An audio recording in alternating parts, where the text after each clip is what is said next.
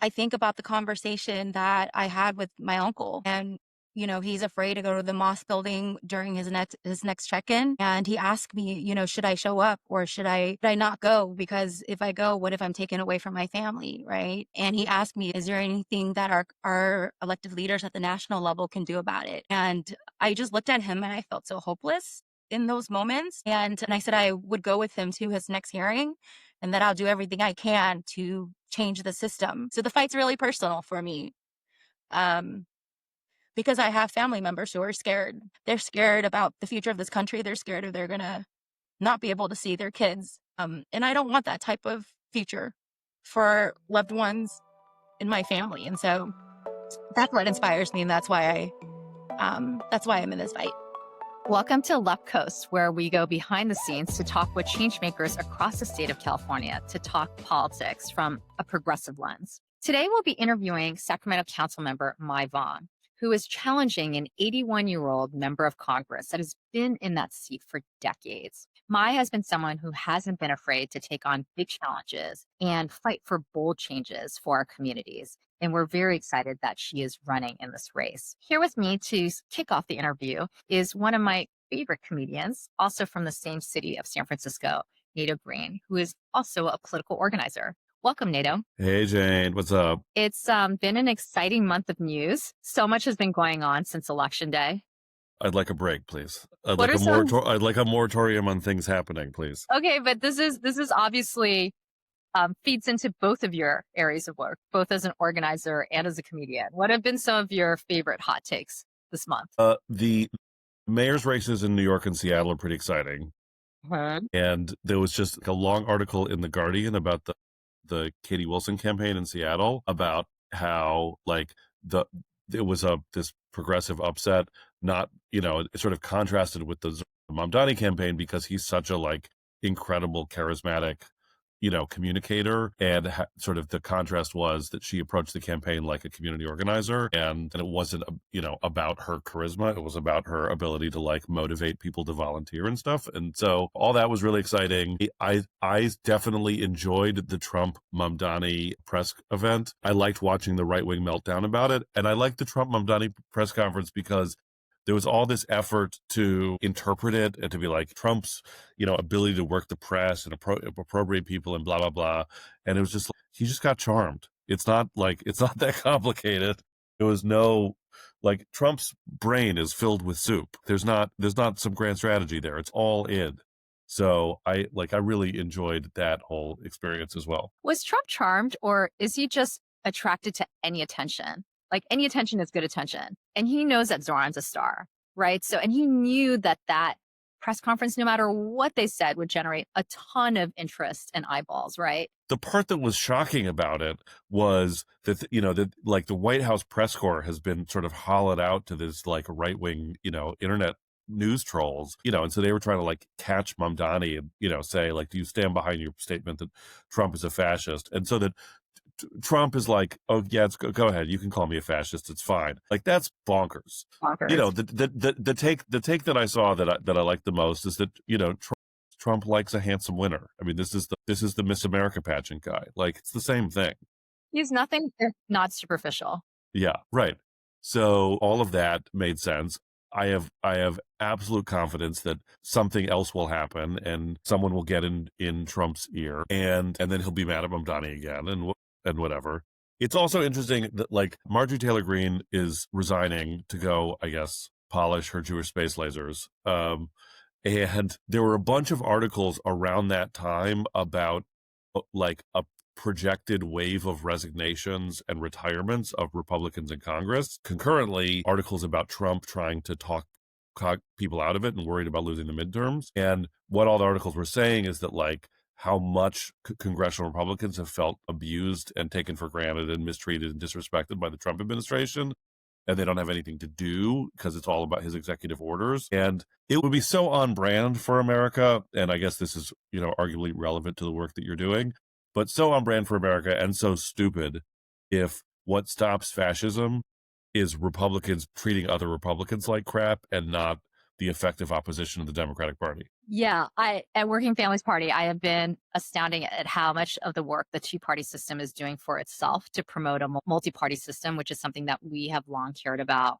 But seeing the kind of the devolving of both the Democratic and the Republican Party, yeah, just fascinating to watch. But speaking of which, so we've talked about Katie's win in Seattle. We talked about Zoran's win in New York City. And we're talking about the wave of retirements that we're seeing in Congress now. So like a whole shift in potential leadership. And this didn't just happen, by the way. This didn't happen voluntarily, right? Many people are feeling pushed out of politics or not seeing an avenue to win. And that brings us to our guest who's joining us later, Mai Vang, who's challenging an 81-year-old incumbent in Congress who's held that seat for decades. In fact, her and her husband collectively have held that seat for, I think, close to 5 decades. Oh my God. And in recent years, she hasn't held a single town hall in her district until she was pressured by the SACB to do a virtual one where she didn't take any questions from the public. What do you see all of this meaning for us over the next year in terms of political leadership? As you know, I have a deep love for Bernie Sanders. Bernie Sanders, like my dad, is an 84-year-old bald Jewish socialist grandpa who went to University of Chicago in the early 60s. So I love my dad. I get it. I understand what people get excited about Bernie Sanders. I'm like, yeah, have you met my dad? He's great. It By was the way, my dad's former 84th. boss. Yeah, exactly. It was my dad's 84th birthday this week. My dad's delightful, but he's 84. Like, he wants to, eat a hard pretzel and take a nap. His mental acuity is as sharp as it ever was. It is the baby boomer generation hanging on to political power, especially the Democratic Party. I looked it up. There's something like 8 Democrats died in office in just Congress. This year. I think there was 4 Democrats that died on their seats just since January 3rd, since the new Congress was sworn in. It's such a dysfunctional, the idea that staying in Congress, I don't think those people should suffer, but that there's some sort of entitlement to stay in office until you literally drop dead, that there's no obligation to prepare a succession plan and make way for new leadership and new generations of leadership and bring new people forward. That as an organizer, what do we always say? That, the job of an organizer is to make yourself obsolete. The job of a leader is to make yourself obsolete. And these people are doing the opposite of that. And I'm prepared at this point, like the Pelosi retirement, I would sacrifice Bernie to get rid of, for everyone in national politics over the age of 70 to have to retire. Just like reboot. Let Bernie just get into slam poetry. I have to say, for me, age is not the factor that I consider when I think people should think about leaving leadership. Of course, there should be a natural progression, but I feel like Bernie's pulling his weight. Actually, I thought Nancy was pulling her weight. I just think a lot of other folks were not pulling their weight, and we're also no longer representing Americans today, right? And those folks have to go, right? Whether we're talking about Chuck Schumer to other folks. But I am glad to see that there's a wave of retirements that are occurring now, because we deserve and we have to have a diverse set of leadership. We need to have younger and older members of Congress, right? And it was just too top heavy currently. As a Gen Xer, I feel like our politics is going to pass us. Like, it's going to skip from like the baby boom to the millennials. And there's never going to be an era of Gen X leadership in national politics. Is it considered the lost generation? I mean, we weren't, but we are now. But I also think you have to ask sort of the questions that politicians have to reckon with. Do you know what I mean? I agree with you that it's not inherently about age. It has something to do with, when we say pulling their weight, curiosity and appetite to continue to be relevant and engage the questions of the day. If you're 80, you're going to have to work extra hard to figure out, what does it even mean to regulate AI? These are people who still sign their text messages, love grandma. Do you know what I mean? Like, yes. The hearings on tech are embarrassing. Right. And so it's like, let my kids in the Senate to talk about how to regulate AI. Yeah. What do you hear on the ground? Like, you are both an organizer, but you also actually hang out in the club comedy scene, right? So you actually engage with folks that aren't like the political insiders. What is it that you're feeling on the ground? Like, are we going to have a year where candidates like Mai Vang and Randy Villegas, who Working Families Party are supporting for Congress, are we going to see a shift in the demographics? A shift in sentiment amongst voters that are going to be open to this new generation of leadership and pushing out incumbents? What we're witnessing is I think there's a temptation to sort of cast the shift among Democratic politicians and as one of sort of progressives versus centrists, but I think it's not that you sort of draw up a list of progressive policy points. If you say the magic words single payer, that's all it takes. I think the Democratic Party has been historic.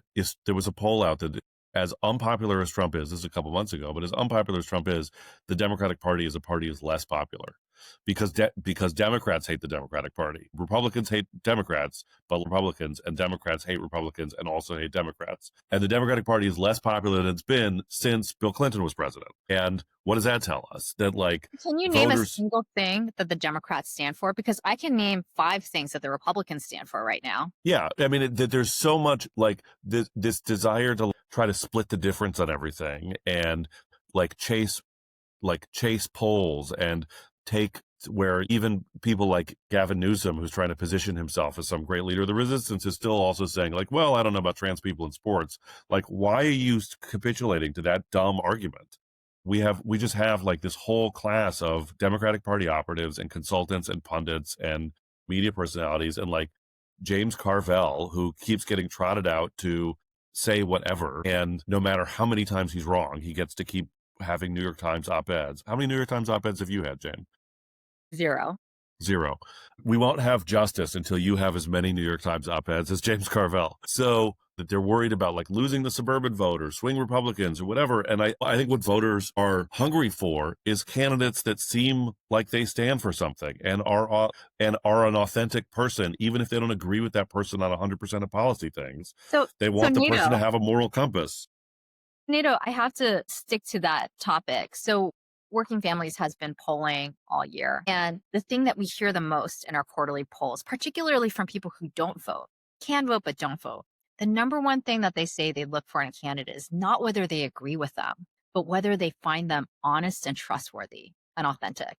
And that's something that I think that you're right. Poll testing and messaging is just falling flat on, right, for the Democrats and possibly the Republicans. It's this old style of running for office that is just not resonating with voters at all. And when I was knocking on the doors in 2024, and I got to knock on doors in San Bernardino, in East LA, Oakland, Sacramento, San Diego, I was surprised how often I heard from people, well, I don't like Trump, but at least he has some ideas. I don't know if deportations and tariffs will work, but I'm willing to give him a shot. Maybe it'll make the economy better. Whereas they couldn't name a single thing that the Democrats were running on, right? So even just knowing what the Republicans were fighting for was something for people to hang on to. And I know for folks like us where we're wait, you're open to deportations, is mind boggling. But for a lot of folks, they're I don't want to do the research. I don't want to know what the answer is, but at least Trump has some and let's give him a shot. I don't know what the Democrats are offering. It constantly feels like the Democrats are just rummaging in the grab bag to be does this work? It was there was this moment in the campaign that felt so telling to me or emblematic of this problem, where there was late in the game, there was these polls that came out that Harris was doing worse than expected among black men. And so then her big pivot to appeal to black men was to announce something about crypto and weed. And I was what shitty consultant told you that was the move? Where did that come? Where's the huge outcry and clamor for more crypto and weed for black men? The terrible thing about what has become the politics industry is that now more than ever, especially in the last 10, 15 years, there's this whole market that has grown, an economy that has grown around running for office. And that has been taking over. And I think it's part of what Americans are tired of, frankly. Why they want to see different types of folks run, which is, again, why I'm really excited about someone like Mai Vang, because she's someone who's very real, that started out as a youth organizer, then ran for school board, then ran for city council, comes from a family with 16 siblings total, right?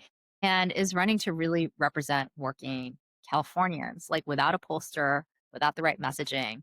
I think that we just want to see more of that. I think that's right. I don't need to tell you. I think running for office seems horrible. It seems like an incredibly unpleasant activity. It's not one of the most pleasant activities I've engaged in. No. It doesn't lend itself to work-life balance, does it? It is a 7-day-a-week job. It's very physical, right? You're out all the time. And if you're running for local office, you're door knocking And if you're in a place like San Francisco, like I am, you're at Muni stops, at BART stops every morning. There's almost no kind of there's no barrier between you and voters, right? Like you're hearing in real time what people think and what people want, and you're getting all of that feedback at once. And that's actually a lot for someone to absorb. I mean, it was one of the things that I had to really learn is how to absorb a ton of that energy and feedback and input while running. It's an incredible process too. It's both exhilarating and completely depleting. I've always thought I think it would be fun to run for office, but also I like going out to dinner and sleeping till 10 sometimes. You know, Nato, we need more people to run for office, not less. And I would love to see you run. I just think we need, you know, the whole idea of governance and governing is that everyday people represent the community in making decisions and about how to best invest our resources, our taxpayer dollars back into the community, right?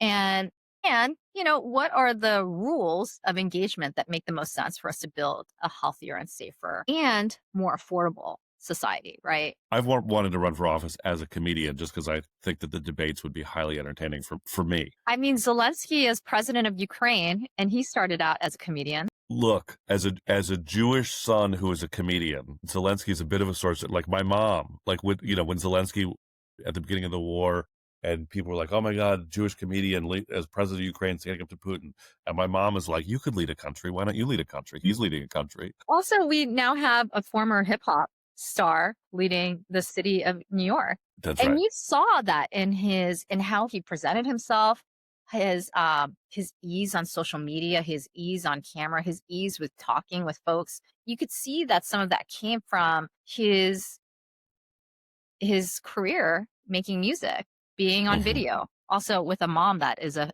incredible filmmaker as well, and how like those skill sets really transferred very well in his campaign. I wonder if the consultant class is they're not going to go quietly. The whole economy around campaigns and all the gatekeepers of politics in the Democratic Party and endorsements and that whole world, they're still hanging on.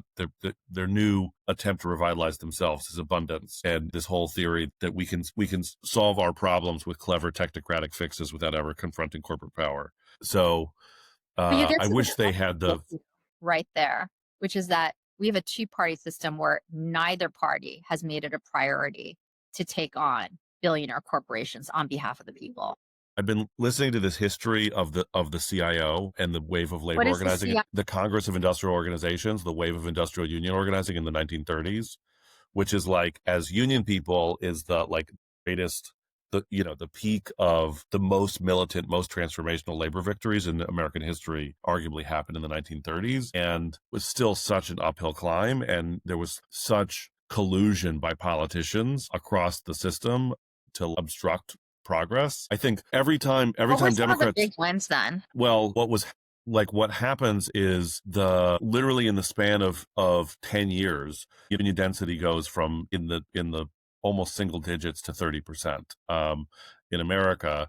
That there are general strikes in San Francisco and Minneapolis and a few other places. Then that sort of creates the basis for a lot of the New Deal, the Wagner Act, and so what is the New Deal? What is the Wagner Act? Has not everyone that's and will know. Yeah. So in the 1930s, in the depths of the Depression, in order to revitalize the economy, President Roosevelt and Congress worked together to pass what we now know as the American welfare state. So Social Security, Fair Labor Standards Act, National Recovery Administration, a bunch of, public works programs. In my neighborhood in San Francisco, I live in Bernal Heights, and in Bernal Heights, there are 43 public stairways. At the corner near my house, there's a stairway that I walk down all the time that was built in the 1930s as part of a major public works effort to put people back to work, to revitalize the economy from the depths of the crisis of the Great Depression. And in that moment, there's you see the major transformational union wins of dock workers. The United Auto Workers do the sit-down strikes in the factories in Flint, Michigan, and build the United Auto Workers as we know it, steel workers unions, electrical workers unions. The Teamsters, start laying the foundation for national trucking agreements, for entire production. These, major wins where, through worker militancy, in some cases, in very short periods of time, hundreds of thousands of workers are able to form unions and negotiate contracts for the first time. And critically, happened was there is a dynamic between the political and what was happening in the organizing, that the federal government sort of opened a door tiny bit to organizing in recognizing union rights as part of addressing the social crisis of the Great Depression. This is right after the Russian Revolution. The industrialists are worried about, communism taking over the United States. And so they make this tiny concessions to allow workers to organize, and workers kicked down that door. They blew it open much wider than politicians ever thought they would, and organized in the hundreds of thousands. It's a win from So, that period that we take for granted today. I mean, the idea of the minimum wage, Even the the 40-hour social, work week, right? the 40-hour work week, Social Security, all of that stuff comes out of that time period. Do you think that we're entering into a similar period now? Because what we saw in the 20s that led to that stock market crash was this incredible wealth inequality, what people called the Gilded Age, right? When the rich became unfathomably rich and everyone else got poor. Do you see us potentially entering into another New Deal era? I think it is possible. I think it's either it's going to be a nightmare or there's going to be a revitalization. I am convinced that a restoration of what was before Trump is not on the table. We're not going back to the politics of Obama and Bill Clinton. And Do we even want to? I certainly didn't, but the people who failed to prevent fascism are not going to be the ones that get us out of it. Mm-hmm. Do you know what I mean? There's not going to be a restoration of that lame, centrist Democrat bipartisanship, free trade, welfare cutting, the immigrant rights movement. People talked about Obama as the deporter in chief. Do you know what I mean? I just don't think we're going back to that. Either we're going to go forward to something better that makes life materially better for most people, or we're headed for Mad Max Fury Road. It's going to be one or the other. I mean, the last 40 years under both Republican and Democratic presidents and Congresses, we've seen the shrinking of the middle class. We've seen wages decline. We've seen the wealthiest become anywhere from 3 to 100x richer, right? And that has happened under this current two-party system. And it feels like you said, we're at the edge of something. Either it's going to get really, really bad, or it just has to get a lot better. I was joking about being a Gen Xer, but I'm old enough to remember a time when we were led to believe that executives of corporations and the rich were rich because they were smarter and harder working and more creative than the rest of us. And I just don't think people believe that anymore. So many people are struggling so much. And in my union, we may be headed towards a strike in Solano County, where the county workers, we represent thousands of county workers who are, struggling to survive and keep up. And they have trouble recruiting, 911 dispatchers and people to work with the homeless population and deal with child welfare. And everybody's working more to catch up with that. And the county's sitting on huge reserves that they don't want to pay people. It's there's just a level of frustration about that it's going to be pointed somewhere constructive or it's going to be pointed somewhere destructive. I think there's, and especially our country in America, there is a level of acceptance that there is going to be financial success for some. I think the idea of billionaires and trillionaires are just a failure of policy, right? Sure, maybe Musk works really hard, but so does the janitor, so does the public school teacher, so does the nurse, right? And the fact that we don't value that work that keeps our society healthy and safe and affordable is mind-boggling to me, right? And that is what I am hopeful for in this upcoming election year, that candidates that are taking on incumbents, that are taking on both establishment parties, are going to be able to catch some steam with the electorate this year and help to change and transform some of the leadership upcoming. Nato, it was really good to have you. And like you said, it has been a really busy month. It's been an exhausting year, actually, but a really busy month of more headlines. Anything you want to kind of leave our viewers, our listeners with to think about as we enter 2026? Yeah, I have been incredibly excited and inspired by communities spontaneously coming together to defend their neighbors from Yes. ice raids. Yes. And I think it's worth, as an organizer, I always, I pay close attention to the relationship between politics and social movements. Obama, whatever his many limitations, became the president because of the anti-Iraq war movement. The polling was very clear in 2020. The Black Lives Matter movement that erupted in the summer of 2020 in response to the the George Floyd murders and some of the other killings, was critical in electing Democrats that year in 2020. And every time it's mass movements that elect Democrats, and then Democrats turn around and run from it. And, it's going to feels like we're in this period where it's going to be a bumpy ride, and there's going to be there's going to be a lot of suffering and a lot of hurt and ICE raids and attacks and shredding of the Constitution and civil liberties and all that stuff. And it's going to continue until sooner or later, Trump is going to leave the White House, and it's probably going to be involuntarily. And it's going to be back and forth up until that moment when the Republicans have lost an election and they refuse to capitulate. And what do we do at that point? So, although the one saving grace actually is Trump's age. Yeah, Trump is probably going to just dissolve into a bucket of Metamucil before it's over, like the witch in Wizard of Oz. So I just think people are going to have to keep trying things. I think none of us have lived through authoritarianism in the United States in the age of AI and mass surveillance. And I think we have some ideas about what it's going to take to win, but people are going to have to try a lot of stuff, and everybody's going to have to has a part to play. And there's going to come a time when we're going to have to shut down the whole country to force them out of office. And before that, we need to exercise our right to vote while we have it. That's right. Every time.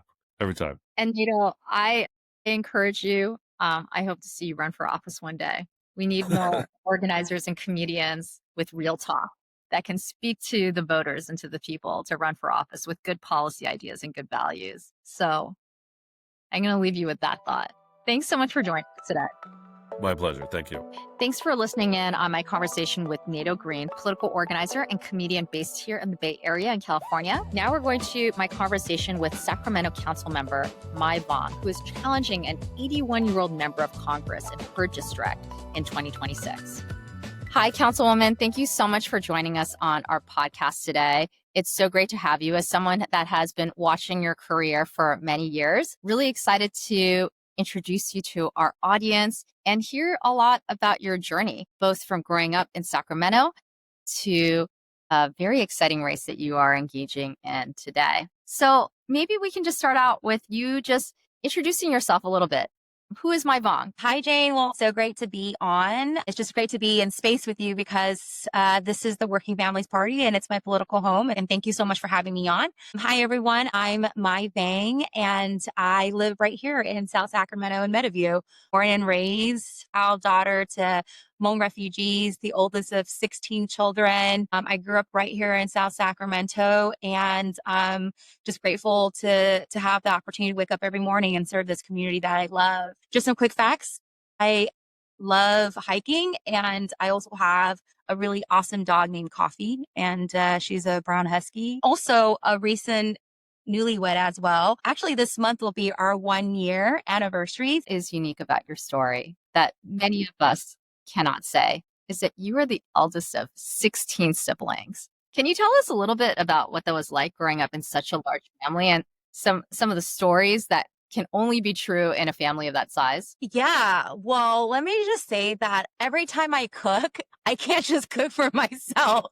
So every time I prep a meal, it's like we're 20 people. So it's hard because I'm so conditioned to cook for big families. I share that because right now it's just me and my husband, our 2 boys, but sometimes my husband would be like, that's a lot of food. So, and it's because, I've taken care of all my siblings and I'm so used to making big dishes. So it was a very humbling experience growing up. I remember growing up and waking up early because there were so many of us. And so there will always be a long line of my siblings waiting for the bathroom. And so we knew how to share and we just did what we could to get by. But it was a lot of fun growing up with all my brothers and sisters, very humble beginnings. So what was something that really what was the through line from, being the eldest of 16 and someone who has taken care of your family to moving into a public space where you're now a caretaker for an entire community? So growing up, we always get these elementary projects of what do you want to be when you grow up? And I always said I wanted to be like mom and dad growing up because I always saw the ways in which they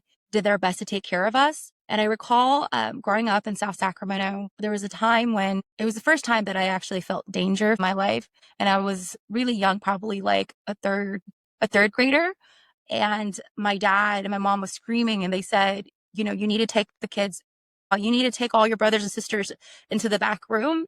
And we heard we heard bullets going through the house. And I remember grabbing all my siblings and, telling them to come back. And I was covering them in the back room. And that was the first time that like I knew what danger was and what I needed to do to protect my little brothers and sisters. And so that was probably the first time that, one, I really admired my parents for telling me what I needed to do, but also I felt really responsible to take care of my family and community. And so um, that was probably one critical moment in my life growing up where I learned about what it meant to really protect your family and your loved ones.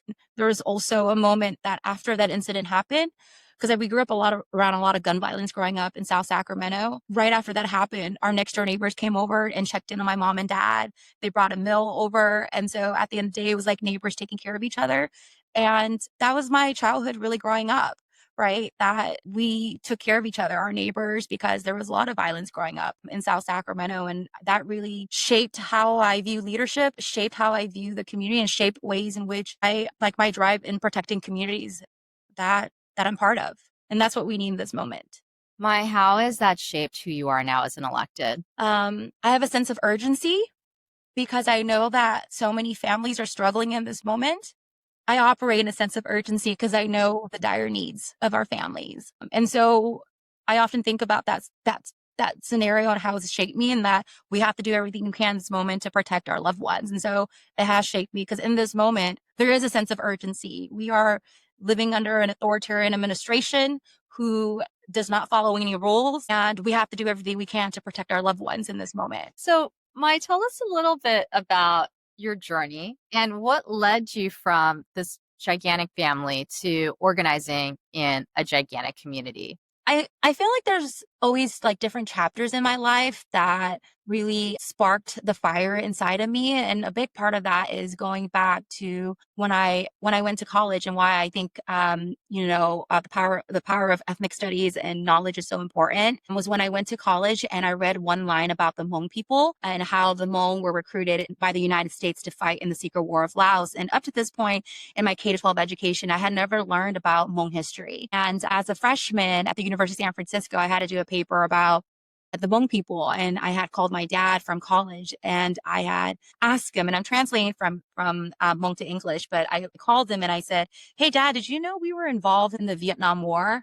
And he said, "Yeah." And I said, how come you never told me?" And he said to me, "Well, because you never asked." And I think for my parents, in so many ways, they didn't really share the trauma that they went through because they wanted us to be really focused on school. But that was beginning of my political awakening of the injustice in our systems. And I became like an activist in undergrad and fought for Asian American studies at USF.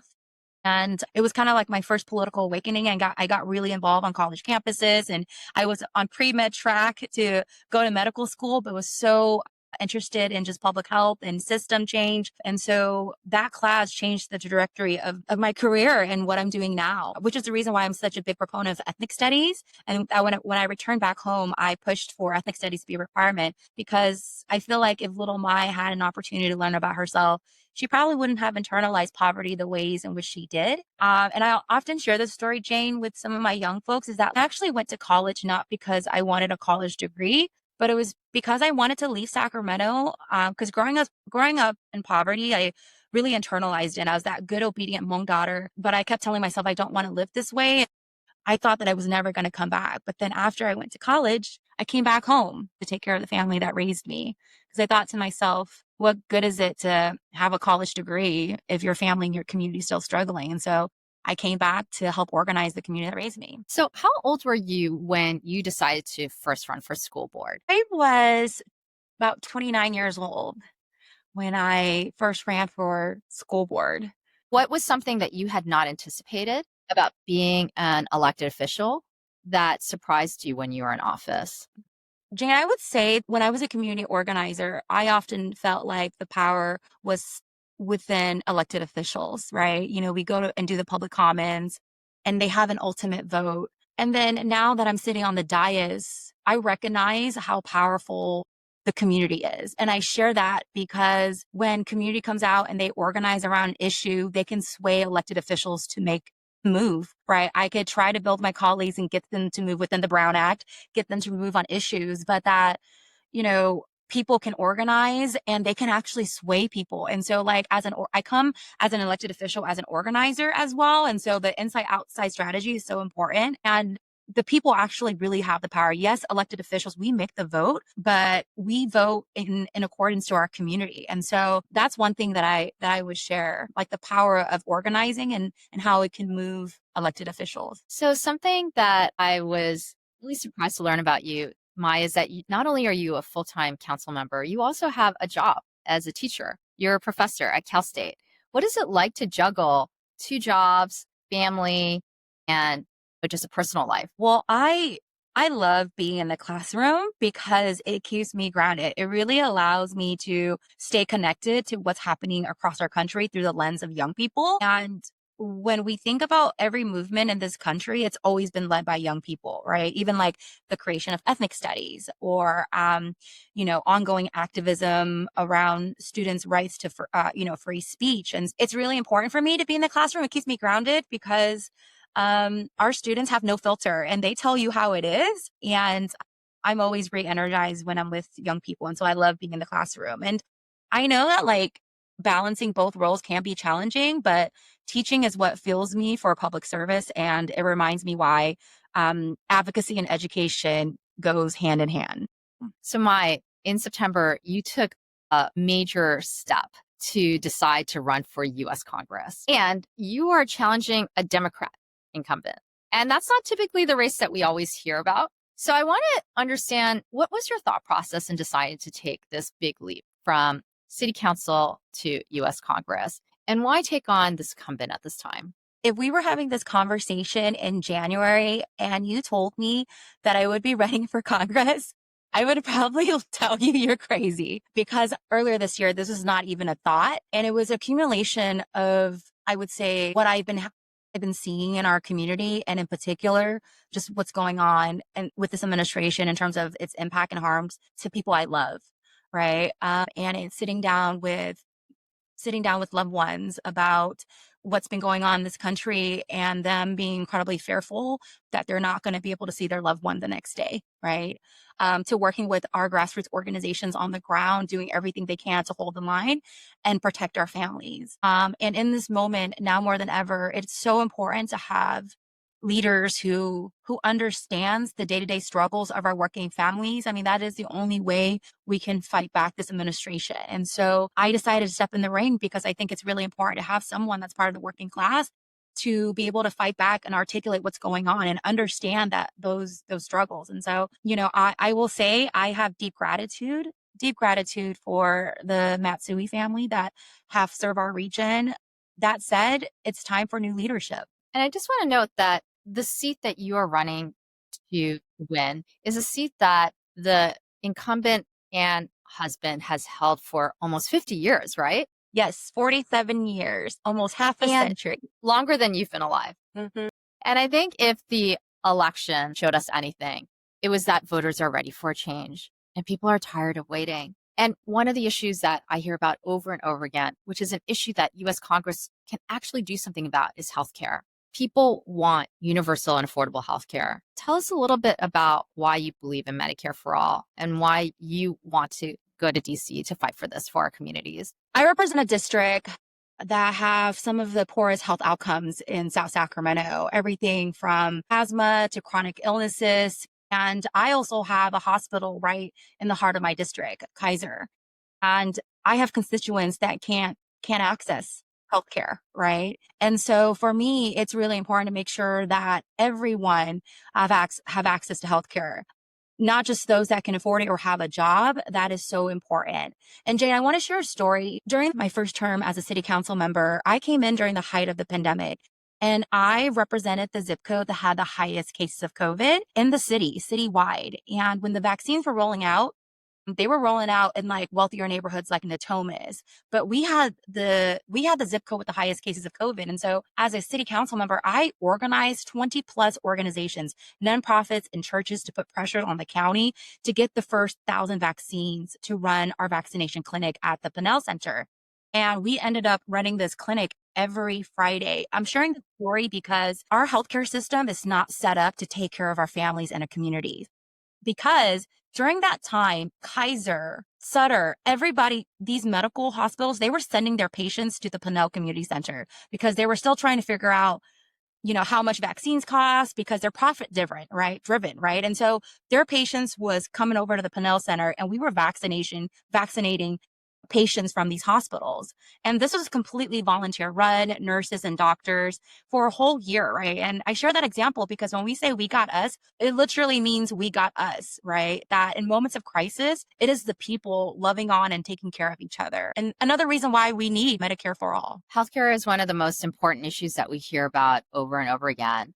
And you're a district in a city that actually has hospitals, but that's not always true for different parts of California. What are some of the ways that Congress can help fight to make sure that everyone has access and has affordable universal health care? I think a big part of it is that Bernie Sanders has been trying to champion Medicare for all, and we need more voices added to that movement. It's not anything new. It's what our movement has been trying to push, and we just need more voices in that space to really change hearts and minds to get us. What are some of the things that you are most excited to fight for when you get to Washington, D.C.? Yeah, I mean, right now, Jane, so many of our families are living paycheck to paycheck and they're struggling. They're struggling to get by. And so addressing the high cost of living, housing is a top priority, and immigration too. Immigration is an incredibly personal fight for me. I have loved ones that wake up every morning afraid if they're going to be separated from their loved ones. And so, making sure that we have a clear pathway for our refugee and immigrant communities to be able to be here and to become citizens, that's really important. They're the reason why this country is so strong, and we have to make sure that we do everything we can to protect them. What would be different if you were serving in Congress for your constituents in your district in 2027?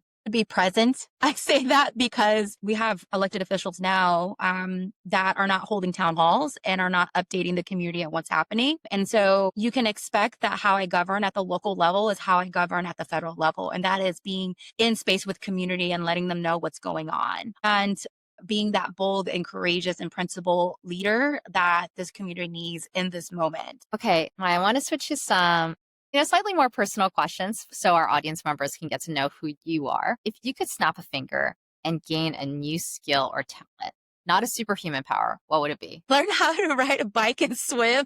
I love that only because for those of us that grew up in cities, there are 3 things that not every city kid learns how to do: drive, swim, and bike. I actually didn't learn how to ride a bike until I was an adult, running for the San Francisco Board of Supervisors. And I have to say, it is incredible to bike around San Francisco now. It's such a different way to get to know your community.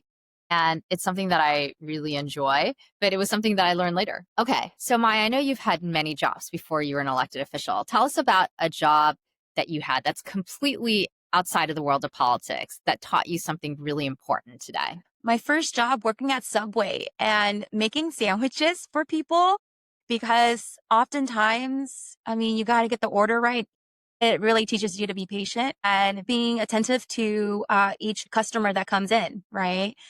Because they're very specific about their needs and what they want in their sandwich. Every individual is different. It's kind of like how you govern and how you serve the community, that you're going to get someone who comes to you that has different unique needs, and you have to really hold space and listen and then make a sandwich out of it, right? So I think it's kind of very similar to what we do right now as elected officials. And what is your favorite movie which takes place in Sacramento? My favorite movie that takes place in Sacramento, Lady Bird. What is a team that you are ride or die for? Sacramento Kings light the beam. That's why my wall's purple. And why are you proud to be a Working Families Party candidate? It is my political home because I align with the Working Families Party. We're trying to change this country and make sure it works for working families. And so it is my political home. 2026 is going to be such a hard year. You're running for a big seat. You're challenging an incumbent that has been there for longer than you have been alive.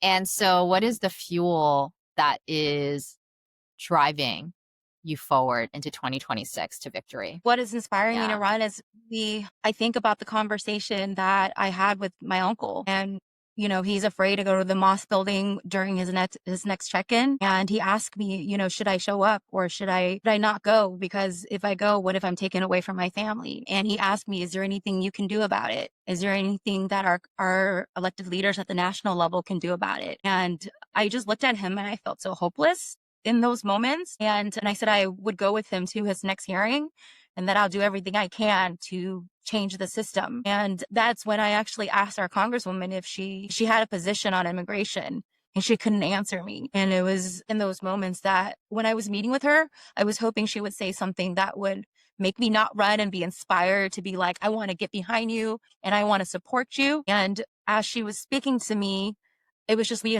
just got to fight Trump, but she didn't have any concrete policies about what she would do to protect refugees and immigrants. There was a voice inside of me that said, you're running, Mai. You have to run. And so that's what keeps me going. So the fight's really personal for me.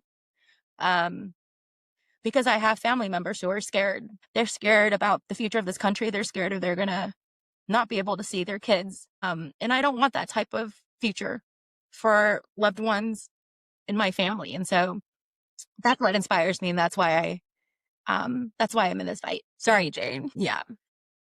To hear what is driving you to run despite knowing what it's going to be like and how hard it's going to be and how hard it's going to be to take on the establishment, because it's not just the Republicans, it's the Democrats too that are holding our communities back.